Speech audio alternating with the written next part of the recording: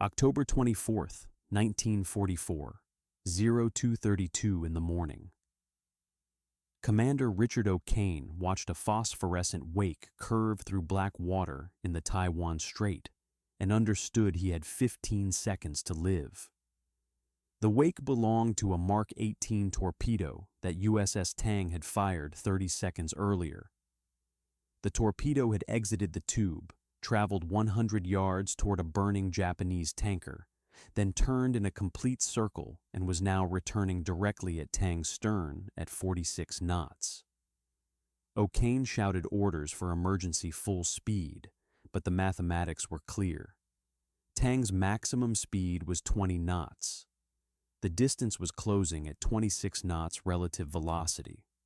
The torpedo would hit in 15 seconds, and there was nothing O'Kane could do except watch his own weapon come back to kill him. This was called a circular run. The United States Navy had known Mark 18 torpedoes did this since 1942. Multiple submarine commanders had filed reports. USS Wahoo reported it. USS Harder reported it. USS Growler reported it. The Bureau of Ordnance acknowledged the problem and said they were working on a fix. That was 2 years ago. By October 1944, no fix had been implemented. Submarines continued to deploy with defective torpedoes. Commanders were told to watch for circular runs and take evasive action if one occurred. This meant that every time an American submarine fired a torpedo, the crew had to consider the possibility that their own weapon might kill them instead of the enemy. O'Kane knew this. Every submarine commander in the Pacific knew this. They fired the torpedoes anyway because they had no choice. The torpedoes were defective, but they were the only torpedoes available. O'Kane had fired 23 torpedoes over the past 6 hours during this attack. 23 had performed correctly. The 24th was coming back. Tang was 1 year old and already the most lethal submarine in the United States Navy. She had been commissioned in October 1943. Palau-class fleet submarine, 312 feet long, crew of 87 men. O'Kane took command immediately after his previous boat, USS Wahoo, was sunk with all hands, including O'Kane's mentor, Dudley Morton. Morton had been famous for aggressive surface attacks at close range. Most submarine commanders considered this suicidal. Morton sank ships until someone sank him. O'Kane decided Morton's tactics were correct, even if Morton was dead. Standard doctrine called for submerged attacks from distance. Fire torpedoes from periscope depth at ranges of 3,000 to 5,000 yards. Escape deep and silent. Minimize risk. O'Kane did the opposite. He attacked on the surface at night. He closed to 1,000 yards or less. He fired multiple torpedoes in rapid sequence at point-blank range.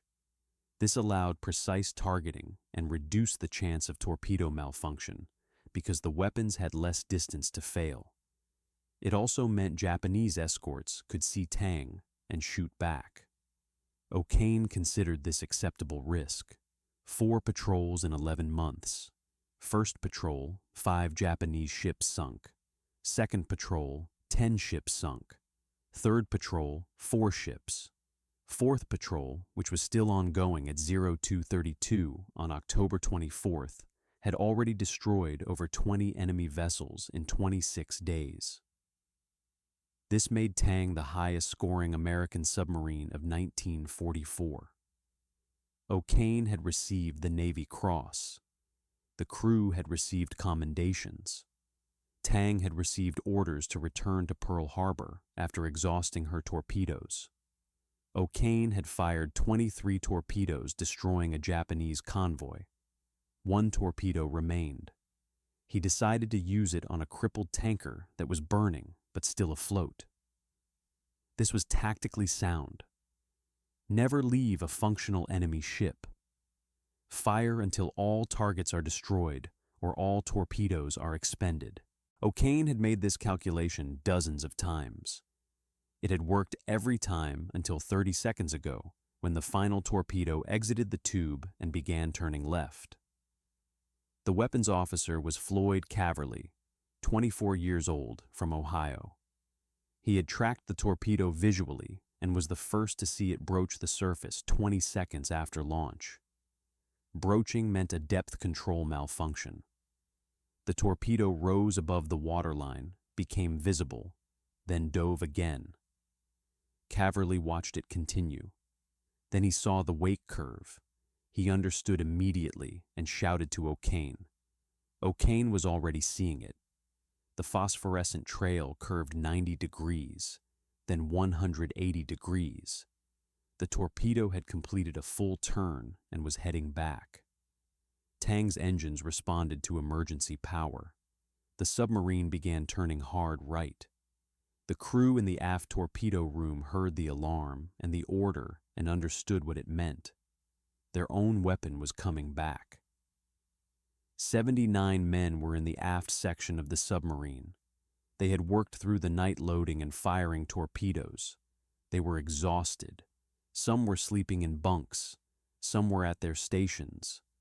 Motor machinist mate Jesse De Silva was in the after engine room. Torpedoman Hayes Truca was in the aft torpedo room. Electrician's mate Pete Narawanski was in the maneuvering room. They heard the collision alarm. They had perhaps 10 seconds. O'Kane watched the wake close. Tang was turning, but the turn radius was too wide. The torpedo maintained its circular course. It was going to hit the stern. O'Kane knew this. Caverly knew this. The crew knew this. There was no time to do anything except brace. The torpedo struck Tang in the aft torpedo room at 0233, 61 seconds after launch. 570 pounds of Torpex explosive detonated against the hull. The blast tore through reinforced steel like it was paper. The aft torpedo room ceased to exist. Everything in that compartment was destroyed instantly. The explosion propagated forward through the after engine room and maneuvering room. 79 men died in less than 3 seconds. No time to react. No time to escape. One moment they were at their stations or in their bunks. The next moment they were gone. The aft section of Tang flooded immediately. Thousands of gallons of seawater poured through the ruptured hull. The stern went down. The bow rose. Tang settled on the ocean floor in 180 feet of water, with the forward compartments angled upward. The submarine came to rest with her bow pointing toward the surface and her stern buried in mud. 79 men were dead in the aft section. 8 men were alive in the forward section, trapped in a steel tube 180 feet underwater with limited air and no way to communicate with anyone. O'Kane was on the bridge when the torpedo hit. The explosion threw him into the water. He surfaced. Around him, other men were surfacing. Some had been blown clear by the blast. Some had escaped through hatches. He counted heads. 8 survivors. 87 men had been aboard Tang 30 seconds ago. 79 were dead. The 8 survivors floated in water covered with burning oil from the destroyed Japanese convoy. Dawn was 2 hours away. Japanese escorts were searching the area. The survivors had no raft, no supplies, no radio. They clung to debris and waited. O'Kane thought about the 79 men in the aft section. He had commanded Tang for exactly 1 year. In that year, they had become the most successful submarine in the Pacific. They had sunk more enemy tonnage than any other boat. They had executed 4 nearly perfect patrols. They had followed orders. They had performed flawlessly. And they had just been killed by a weapon manufactured by the United States Navy, using a design the Navy had known was defective for 2 years.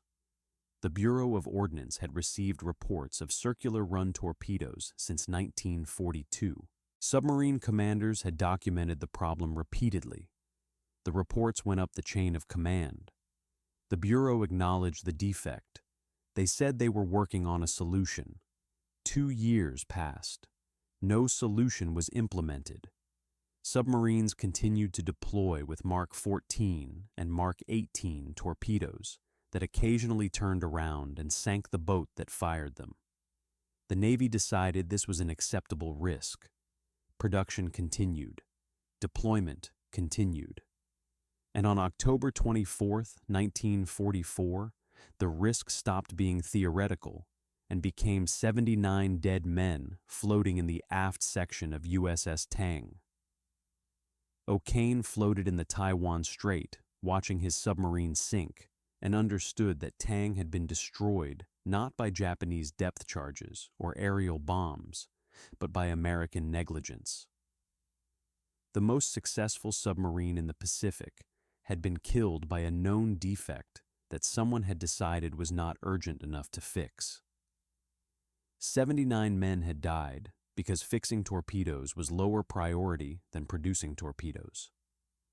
The mathematics of this would follow O'Kane for the rest of his life, but at 02:45 on October 24, 1944, floating in burning oil waiting for Japanese escorts to find him, O'Kane thought only about the 79 men in the stern who had done everything right and died anyway. Japanese patrol boats picked up the 8 survivors at dawn. They were taken prisoner. O'Kane would spend the next 10 months in a prisoner of war camp. He would be beaten and interrogated and starved. He would survive. The 79 men in Tang's aft section would not. They died doing their jobs correctly with weapons their own Navy knew were defective, and the question of who was responsible for their deaths would remain unanswered. October 24, 1944, 0600 hours. Japanese patrol boats pulled 8 men from the Taiwan Strait. Commander Richard O'Kane came out of the water last. His body was covered in fuel oil and burns. He had swallowed seawater and oil during 3 hours floating in darkness. The Japanese sailors threw him onto the deck and beat him with rifle butts. This was standard procedure for captured submarine crews. O'Kane did not resist. He could barely move. The patrol boat took them to Takao Military Prison on Formosa. They were separated immediately. O'Kane was placed in a cell 6 feet by 8 feet with no window. The floor was concrete. There was no bed, no water, no medical treatment for his burns. He lay on the floor and thought about 79 men in Tang's aft section, 180 feet underwater. He had commanded them. He had ordered the final torpedo fired. He had watched it turn and come back. He was alive. They were dead. The mathematics of this did not resolve into anything except pain. 48 hours later, 2 Japanese naval officers came to his cell. They spoke English. They asked his name and rank and ship. O'Kane gave his name and rank and service number, nothing else. This was Geneva Convention protocol. Name, rank, number. The officers already knew he had commanded USS Tang. They had recovered identification from the survivors. They wanted to know how Tang had been sunk. O'Kane said nothing. The officers explained that no Japanese weapons had sunk Tang. No depth charges. No torpedoes. No aerial bombs. Tang had simply exploded and gone down. They wanted to know why. O'Kane remained silent. One officer hit him across the face. O'Kane's burns split open. He did not speak. The officers left. They returned 6 hours later with Floyd Caverly. Caverly had been beaten severely. His face was swollen. He could not stand without support. The officers told O'Kane that Caverly had already explained everything. Tang had been sunk by its own torpedo. Defective American weapon. Circular run. O'Kane looked at Caverly.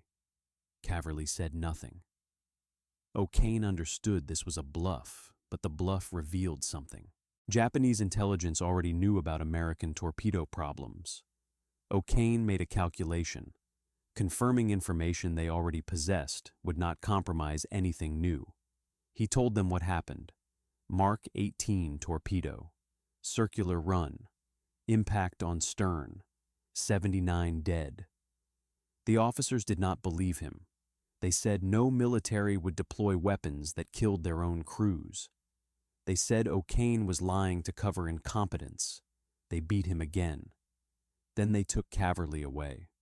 O'Kane lay on the concrete floor with his burns reopened and bleeding, and thought about how the truth sounded so impossible that even the enemy refused to believe it. November 8th, 1944, 14 days after Tang went down. 8,000 miles away in Pearl Harbor, United States Pacific Fleet Submarine Force Headquarters declared USS Tang overdue and presumed lost. This was standard procedure.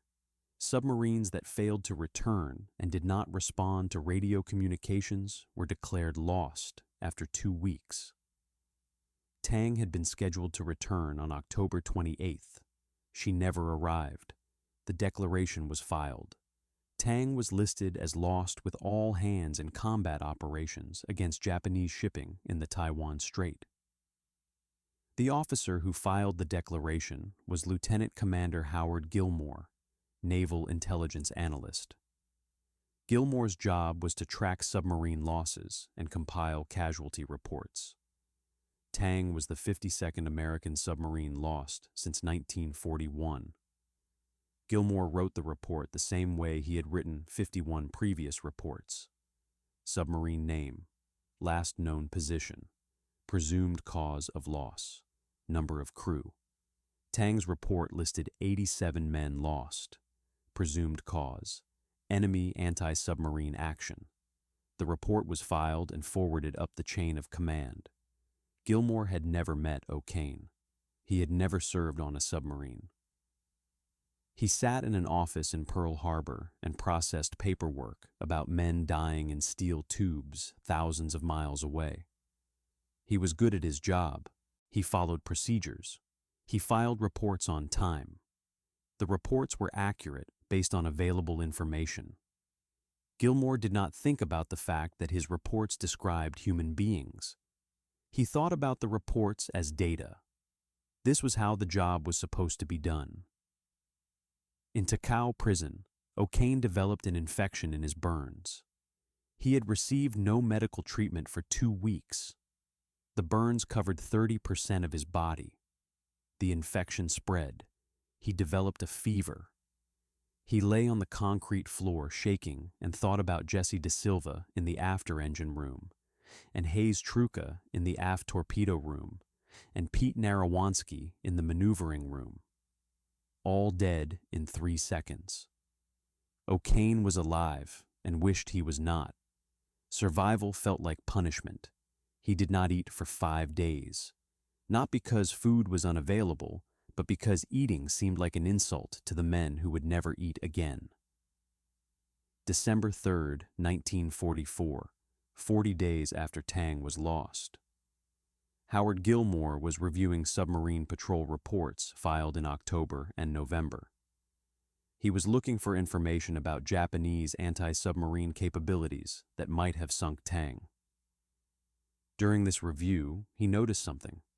3 submarines had reported circular run torpedoes in the same area where Tang operated. USS Sea Dragon on October 15th, USS Blackfish on October 20th, USS Snook on November 2nd. All 3 had fired Mark 18 torpedoes. All 3 had observed the torpedoes turn and return toward the firing submarine.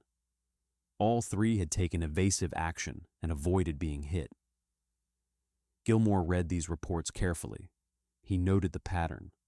Same torpedo type, same geographic area, same time period. Tang lost in the same area. Gilmore wrote a memo. The memo suggested that USS Tang might have been sunk by a circular run torpedo rather than enemy action. He recommended investigation into Mark 18 torpedo reliability. The memo was one page, professional language, no emotion. Gilmore sent the memo to the Bureau of Ordnance on December 5th. He did not think about what the memo meant in human terms. He thought about it as data requiring analysis. The Bureau of Ordnance received Gilmore's memo on December 9th. They reviewed it. They acknowledged that circular run torpedoes were a known issue. They had received reports since 1942.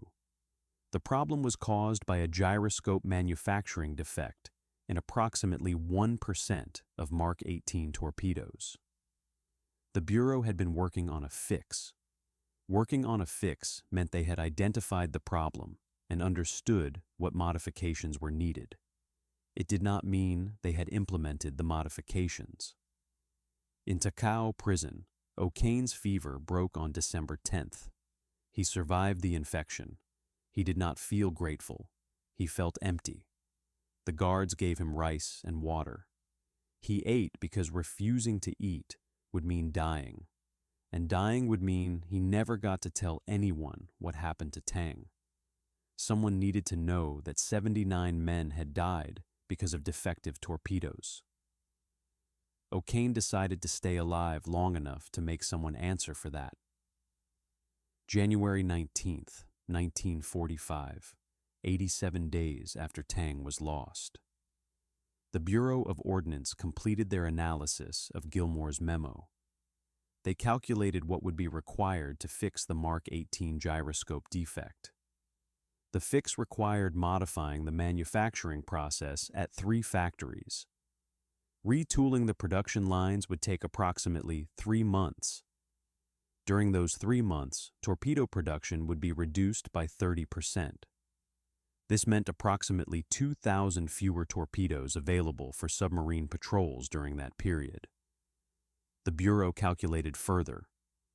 2,000 fewer torpedoes meant fewer patrols. Fewer patrols meant fewer Japanese ships sunk. They estimated this would extend the war by approximately 2 weeks and result in additional American casualties in other operations. They weighed this against the circular run risk. Based on reported incidents, approximately 1% of Mark 18 torpedoes executed circular runs. Most were avoided through evasive action. The Bureau estimated actual casualty rate at fewer than 10 incidents per year across the entire submarine fleet. The calculation was clear. Fixing the defect would save approximately 10 submarine crew members per year.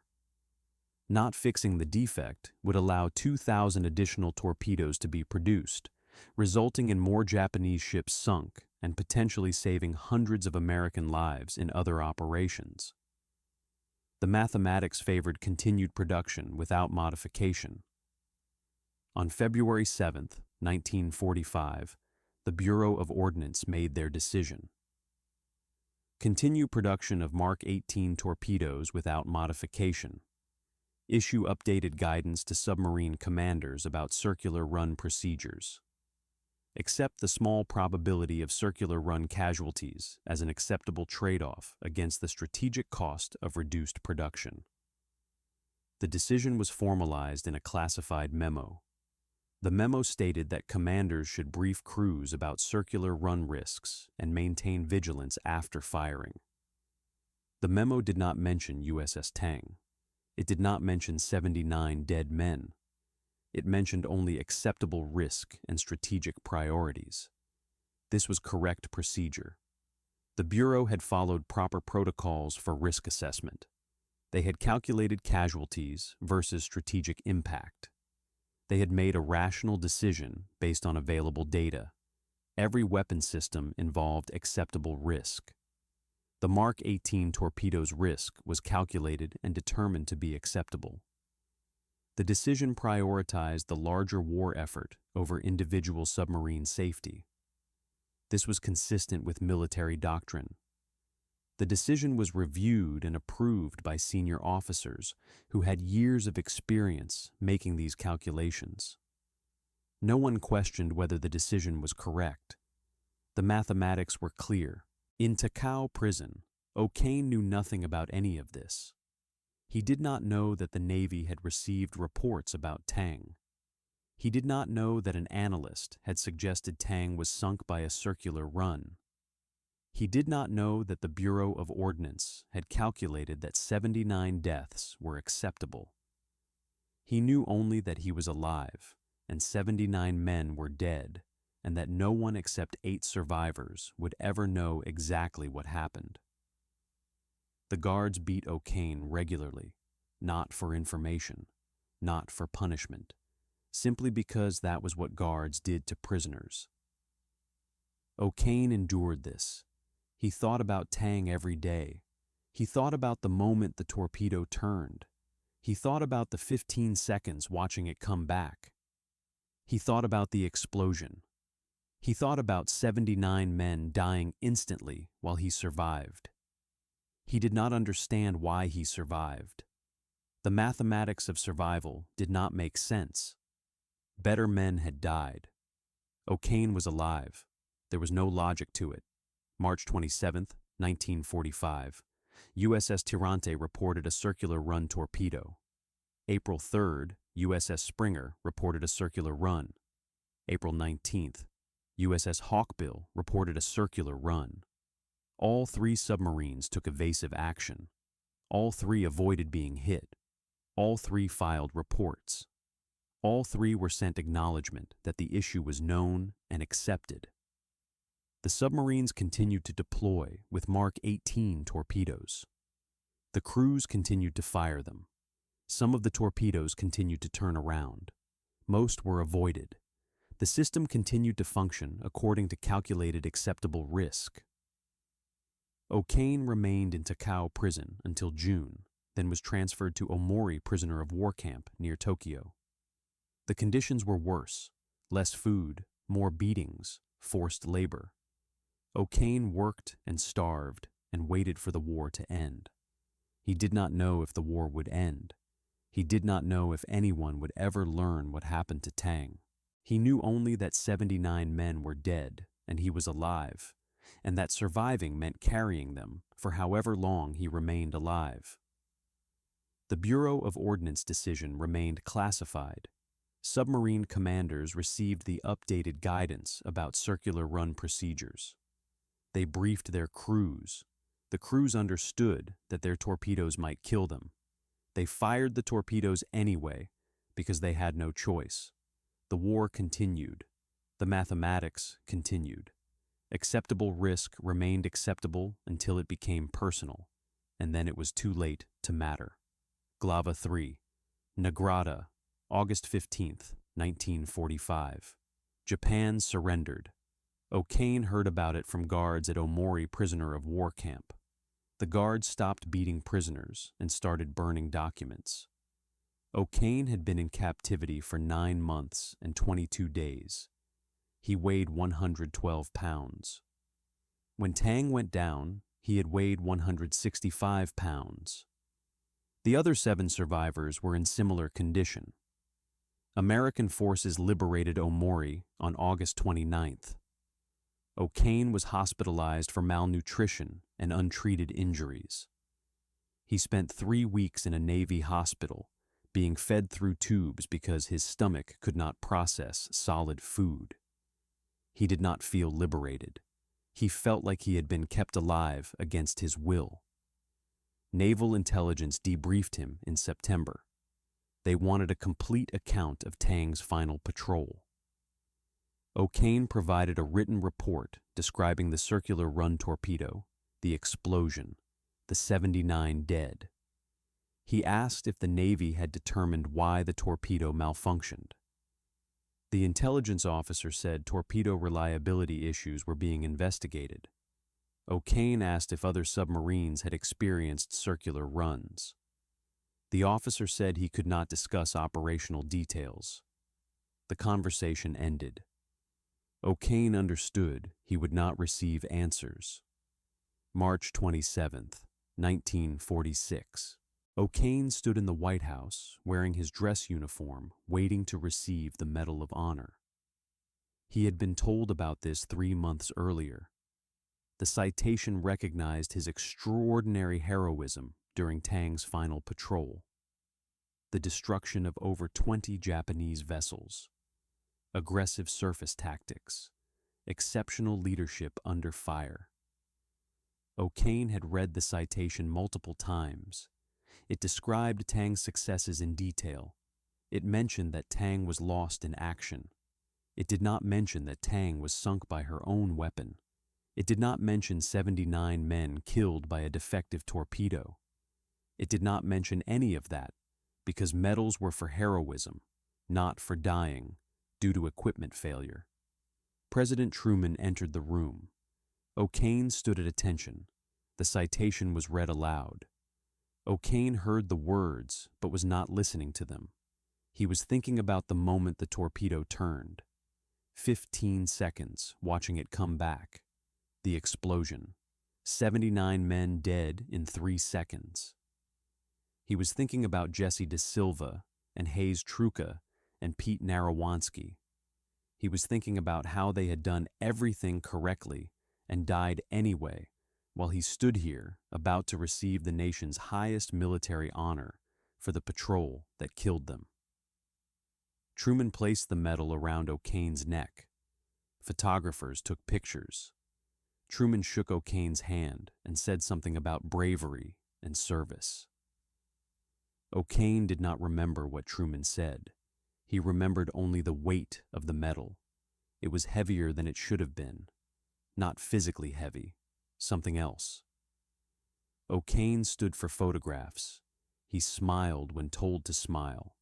He shook hands with officers who congratulated him. The ceremony lasted 12 minutes. O'Kane thought about 79 men for all 12 minutes. That evening, alone in his quarters, O'Kane removed the medal and held it. The citation said he had displayed extraordinary heroism. O'Kane thought about this. He had fired a defective torpedo at a crippled tanker because doctrine said never leave an enemy ship functional. The torpedo had malfunctioned and killed his crew. Where was the heroism in that? Where was the extraordinary part? He had followed procedure, and 79 men died. Now he had a medal for it. O'Kane put the medal in a drawer. He closed the drawer. He did not look at the medal again for 8 years. When people asked about it, he said he had received the Medal of Honor for Tang's final patrol. He did not say he felt like the medal was for getting his crew killed. He did not say the medal felt like proof that the Navy considered 79 deaths an acceptable price for 24 enemy ships sunk. He did not say any of that because those were not things you said about the Medal of Honor. October 1946. O'Kane was assigned to desk duty at Submarine headquarters in Pearl Harbor. He processed paperwork. He reviewed patrol reports. He attended meetings. He did his job. In March 1947, he was assigned to review post-war torpedo reliability reports. This was routine work. Analysis of weapons performance, lessons learned, recommendations for future procurement. O'Kane received a box of classified documents and began reading. The third document in the box was a memo from the Bureau of Ordnance, dated February 7th, 1945. O'Kane read it. Then he read it again. Then he sat at his desk for 20 minutes without moving. The memo stated that circular run torpedoes were a known defect in Mark 18 torpedoes. The defect had been reported since 1942. The Bureau had analyzed the problem. Fixing it would require modifying manufacturing processes at 3 factories. This would reduce production by 30% for 3 months. Approximately 2,000 fewer torpedoes. The memo calculated that 2,000 fewer torpedoes meant fewer enemy ships sunk and potentially 2 additional weeks of war. Against this, the memo weighed circular run casualties, approximately 1% of torpedoes. Most incidents avoided through evasive action. Estimated actual casualty rate, fewer than 10 incidents per year. The memo concluded that continued production without modification was the correct decision. Accept small probability of circular run casualties as acceptable trade-off against strategic cost of reduced production. The decision was approved.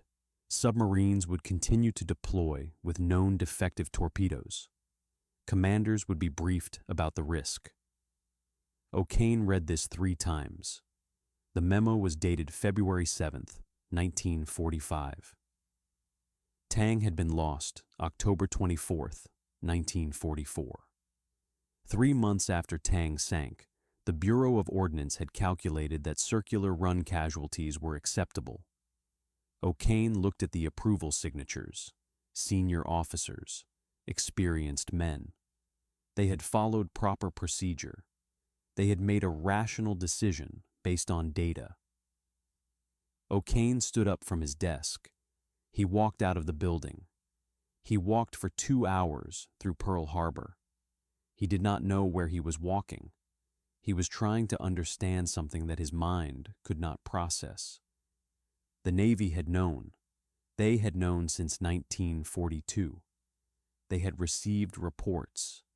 They had analyzed the problem. They had decided that fixing it was not worth the cost. They had calculated that some submarines would be sunk by their own torpedoes and determined this was acceptable. And 3 months after Tang went down with 79 dead, they had formalized that decision in a memo. O'Kane thought about the 15 seconds watching the torpedo return. He thought about the explosion. He thought about Jesse De Silva and Hayes Truca and Pete Narawansky dying instantly in the aft section. He thought about 9 months in Japanese prison. He thought about the Medal of Honor ceremony. He thought about President Truman placing a medal around his neck for extraordinary heroism. And he thought about a memo dated February 7, 1945, that stated 79 deaths were an acceptable trade-off for maintaining torpedo production schedules. O'Kane stopped walking. He was standing near the submarine piers. He could see submarines tied up at the dock, new boats, modern equipment, crews preparing for patrol. He watched them for a long time. Then he went back to his office. He finished reviewing the torpedo reliability reports. He filed his analysis. He wrote that post-war torpedo modifications should prioritize reliability over production speed. His recommendation was noted and filed. He never mentioned the February 7th memo to anyone. That night, O'Kane tried to explain to his wife what he had learned. He could not find words that made sense. How do you explain that the men you commanded died because someone calculated their deaths were less important than production schedules? How do you explain that this calculation was considered proper procedure? How do you explain that no one had done anything wrong? His wife said it sounded like the Navy had made a difficult wartime decision. O'Kane said yes, that was accurate. It was a difficult decision, and 79 men died because of it. His wife did not know what to say. O'Kane did not expect her to. There was nothing to say. June 1948. O'Kane attended a Tang survivors reunion in San Diego. All 8 survivors came. They had not seen each other since liberation. They met at a restaurant. They ordered drinks. They talked about jobs and families and where they were living. They talked about everything except Tang. After 2 hours, Floyd Caverly said, "We should talk about what happened." Everyone stopped talking. Caverly said he thought about the torpedo every day. He said he had been the weapons officer. He had tracked the torpedo. He had seen it turn. He had shouted the warning. He said he did not know if he had shouted fast enough. He said maybe if he had shouted sooner, Tang could have turned faster, avoided the impact. He said he thought about this every day. O'Kane looked at Caverly. He said there was nothing Caverly could have done differently. The torpedo had turned. Tang could not outrun it. The mathematics were clear. O'Kane had fired the torpedo. He had given the order. If anyone was responsible, it was him. Caverly shook his head. He said O'Kane had followed doctrine. Fire all torpedoes. Never leave an enemy ship functional. O'Kane had done exactly what he was supposed to do. They all had done exactly what they were supposed to do. 79 men died anyway. No one spoke for perhaps 5 minutes. Then Jesse De Silva said he had learned something recently. He said his brother worked in Navy procurement. His brother had mentioned that there had been known problems with Mark 18 torpedoes during the war. De Silva asked if O'Kane knew about this. O'Kane said yes, he knew. The Navy had known about circular run defects since 1942. They had decided not to fix them. De Silva asked why. O'Kane said because fixing them would have reduced production. De Silva stared at O'Kane. He said the Navy knew the torpedoes were defective and used them anyway. O'Kane said yes. De Silva asked when the Navy had made this decision. O'Kane said February 1945, 3 months after Tang went down. The table was silent. Hayes Truca said something obscene. Larry Savadkin said that could not be right. The Navy would not knowingly deploy defective weapons.